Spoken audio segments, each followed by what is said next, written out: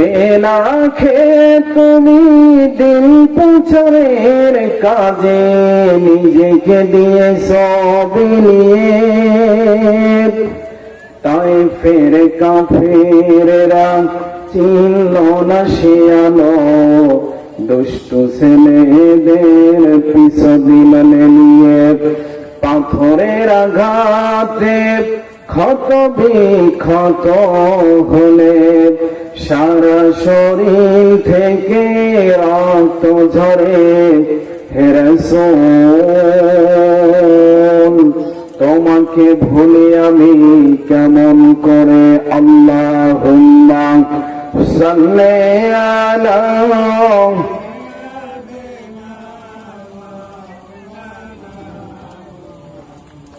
وعلى آل سيدنا শুকরিয়া আদায় করছি সেই মহান গরিয়ান সৃষ্টিকর্তা মহামালিকের ইজ্জতে জালাল, আল্লাহ পাক মায়া করে ভালোবেসে ছাঁটাই করে বাছাই করে দল বল নির্বিশেষে সুস্থ শরীরে আল্লাহ পাক তার সুবিশাল আসমানের নিচে জমিনের উপরে কোনো যাত্রার প্যান্ডেলের সামনে নয়, বিচিত্র অনুষ্ঠানের সামনে নয়, দোকানপাটে নয়, কাস্টালে নয়, যে আল্লাহ পাক সুস্থ শরীরে সুস্থ মস্তিষ্কে রিয়াজুল জান্নাহ কোরআনের বাগানে বসে কোরআন থেকে দুটা কথা শোনার তৌফিক দিলেন, সে আল্লাহর শুকরিয়া আদায় করি। সকলেই পড়ি আলহামদুলিল্লাহ। লোকজন আমরা যাই কম থাকি, আমাদের ঈমানি শক্তিটা বেশি, কথা বলেন ঠিক কিনা? কারণ বদরের প্রান্তরে রাসূল 313 জন সাহাবী নিয়ে বদরের প্রান্তরে বিজয় লাভ করেছিলেন, যেরকম সুবহানাল্লাহ। আমরা বেশি চাই না, 313 জনের মতো সাহাবী যদি আমাদের হয়ে যায়, এই বাংলায় ইসরায়েল কোরআন পাস করে, কথা বলেন ঠিক কিনা? বেশি লোক আমরা চাই না, অল্প লোক হলেই আল্লাহর কাছে সেটা সবচাইতে প্রিয়। তাই আমরা যারা আছি, যারা এখনো ফাঁকে আছে, ওদের চাইতে আমরা দামি, কথা বলেন ঠিক কিনা? কথা বলেন ঠিক কিনা? আমাদের ইমানি শক্তিটা বেশি। ইমানি আওয়াজ দিয়ে যে আল্লাহ পাক দীর্ঘ 1 মাস রোজা রাখার পর এখনো সুস্থতা দান করে কোরআনের বাগানে বসার তৌফিক দিয়েছেন, সেই আল্লাহর শুকরিয়া আমরা হৃদয় থেকে ঝংকার আদায় করব। অসুবিধা আছে? যাতে আমাদের আওয়াজ শুনে দৌকুলার মানুষ কয় না নদী পাড়া মাহফিল দিয়েছে, কথা বলেন ঠিক কিনা? এই জন্য সকলে ঝংকার করে বলে আলহামদুলিল্লাহ। দরুদ এবং সালাম পেশ করি সেই মানবতার মুক্তির দূত সৈয়দুল মুরসালিন খাতামুন নবীন, সকলেই পড়ি সাল্লাল্লাহু আলাইহি ওয়াসাল্লাম। সকলেই যারা এটা মসজিদটা সংস্কারের জন্য, নবায়নের জন্য একটা মাহফিল, কথা বলেন ঠিক কিনা? নতুন মসজিদ দিয়েছেন, আসলে মসজিদটাও ভালো না খারাপ? এটা জোরে কোন, ভালো না খারাপ? মসজিদ দেওয়া হয়েছে, মসজিদে গিয়ে সেজদা দিবে, কথা বলেন দিবে না? মসজিদে গিয়ে নামাজ পড়বে। সেই বুখারীর মধ্যে এসেছে, যে ব্যক্তি একবার মসজিদ থেকে আলহামদুলিল্লাহ বলবে, আল্লাহ পাক তার আমল নামায় 200 বছরের নফল নামাজের সওয়াব লিখে দিবে, জোরে কোন সুবহানাল্লাহ। 200 বছর বাঁচবেন, গ্যারান্টি আছে? হাত তুলে কোন আমি 200 বছর বাঁচবো, গ্যারান্টি আছে? তাহলে 200 বছর বাঁচলে দিনে দাঁড়িয়ে যত নফল নামাজ, রাতে দাঁড়িয়ে নফল নামাজ পড়লে যত সওয়াব, একবার খেলে এই মসজিদটা দেখে বলবেন আলহামদুলিল্লাহ, আল্লাহ সমপরিমাণ সওয়াব আপনার আমল নামায় দিয়ে দিবে, জোরে কোন সুবহানাল্লাহ। তাহলে এই মসজিদের দাম আছে কি নাই? তাহলে কোরআনের দাম আছে কি নাই? কথা বলেন।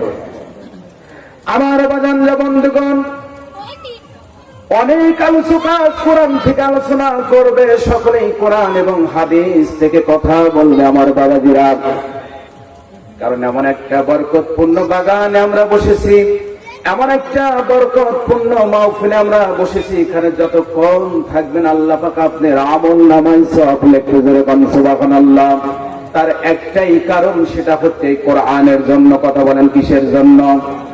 একটু আওয়াজ দিয়ে বলেন কিসের জন্য?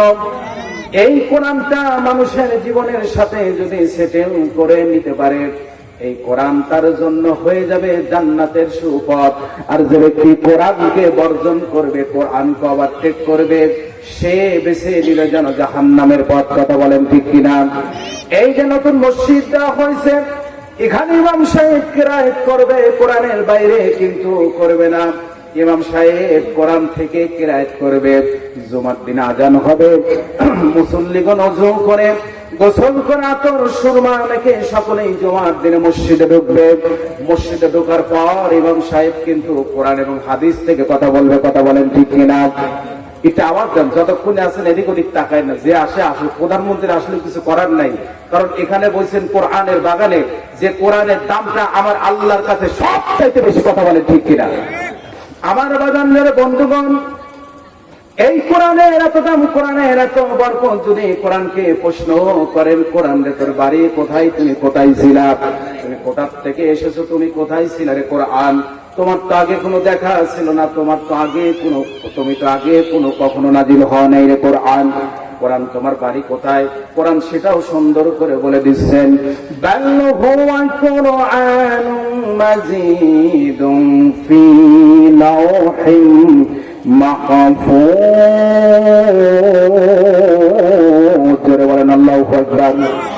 এই কোরআন সুন্দর করে বলে দিচ্ছে, ও হে দুনিয়ার সকল মানুষ, তোমরা শুনিয়ে নাও, আমার বাড়ি তোমাদের মতো দুনিয়াতে নয়, আমার বাড়ি কোনো প্রধানমন্ত্রীর বাড়ি নয়, আমার বাড়ি কোনো রাষ্ট্রপতির বাড়ি নয় রে, আমার বাড়ি হল আল্লাহ পাক আমাকে সুন্দর করে সংরক্ষিত করে লাউহে মাহফুজে আমি কোরআনকে লিপিবদ্ধ করে রেখেছিল, জোরে বলেন সুবহানাল্লাহ।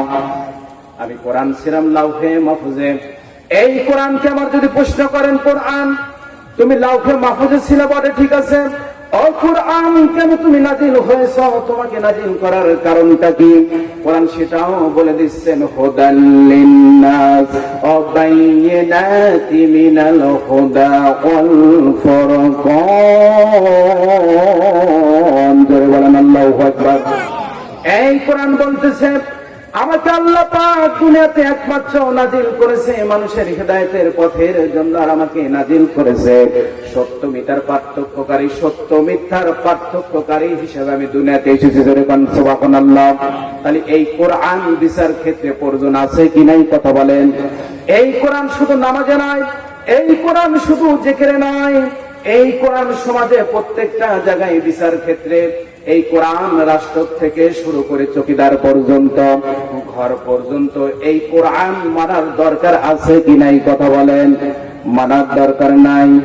এই কোরআন যদি মেনে চলতে পারেন, এই কোরআন অনুযায়ী যদি জীবন গঠন করতে পারেন, আল্লাহ রাসূল বলে দিলেন যে কোরআন অনুযায়ী চলবে, যে আমি রাসূলের উপর অবতীর্ণকৃত, আমি রাসূলের উপর নাযিলকৃত যে কোরআন অনুযায়ী নিজের জীবনটা সেটেল করে নিবে। ও আমার সাহাবীরা শুনে রাখো, আল্লাহ পাক তাকে বিনা হিসেবে জান্নাতুল ফেরদাউসের উচ্চ মাকাম তাকে দান করবে, জোরে বলেন সুবহানাল্লাহ। তাহলে আমার কথা বলেন, এই কোরআনটা আমাদের মানার দরকার আছে কি নাই? এই কোরআনকে যদি প্রশ্ন করেন, কোরআন রে, এই কোরআন আমাকে আল্লাহ পাক শত শত সম্পদ দিয়েছে, লক্ষ লক্ষ টাকা দিয়েছে রে কোরআন, এই টাকা আমি কি করব? কোরআন সেটাও বলে দিচ্ছে, ওয়া মিম্মা রাযাকনাহুম ইয়ানফিকুন, জোরে বলেন সুবহানাল্লাহ। এই কোরআন বলতেছে, রে দুনিয়ার মানুষ, আল্লাহ পাক তোমাকে যে সম্পদ দিয়েছে, তুমি সম্পদ একা খাবে হবে না, তুমি সম্পদ একা ভক্ষণ করবে হবে না, আল্লাহ পাক তোমাকে যে সম্পদ দিয়েছে, এই সম্পদ থেকে তুমি নিজে খেবে এবং অপরের মধ্যে দান করবা, এই সম্পদটা তুমি ভাগ করবা, ভাগ করে এই সম্পদটা তুমি গরিব নাসারার মধ্যে দান করবা। এবং কি দেখবা, তোমার এলাকায় যদি কোনো মসজিদ যদি নির্মাণ করা হয়, যদি কোনো মসজিদের জন্য টাকা হয়, আর তোমার গচ্ছিত যদি একটা ইটও যদি তোমার টাকায় কিনা হয়, যদি অথবা যদি এক বস্তা সিমেন্ট যদি কিনা হয়, অথবা একটা রডও যদি কেনা হয়, আমি আল্লাহ ঘোষণা করে দিলাম, ওই যতদিন ওই মসজিদে মানুষ নামাজ পড়বে, একবার আমল নামাজ সওয়াব তোমার আমল নামায় আসবে, জোরে বলেন সুবহানাল্লাহ।